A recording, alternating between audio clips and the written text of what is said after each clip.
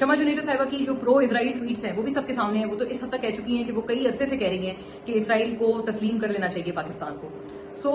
ये जो ट्वीट्स हैं उनकी वो भी हमारे सामने है। नॉनदलेस देखें, अब ये जो प्रॉब्लम है कि गवर्नमेंट के लिए खासी मैं समझती हूँ कि अहम है, और मजे की बात क्या है कि अभी तक इसको गवर्नमेंट में से कोई भी एड्रेस नहीं कर रहा, बल्कि इवन जो PMLN के अपने लोग हैं, मुझे याद है RA शहजाद करके ट्विटर के एक हैं, वो PMLN की बेसिकली वो हैं, उनके क्या उनके कारकुन टाइप हैं। उन्होंने भी जो है वो ये ट्वीट किया है कि जी शमा जुनेजो उनके ऊपर तनकीद कर रहे हैं बहुत ज्यादा। एक नजम वली खान साहब हैं, वो आपको पता है PTP में एम्प्लॉयड हैं, और PTP में एम्प्लॉयड होते हुए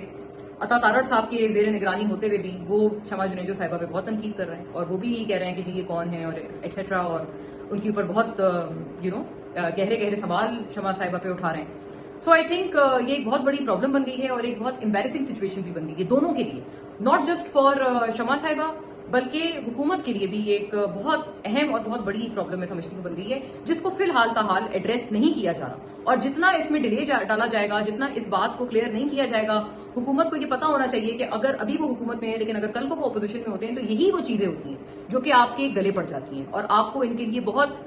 एक लंबी एक तरह की भुगताई करनी पड़ती है।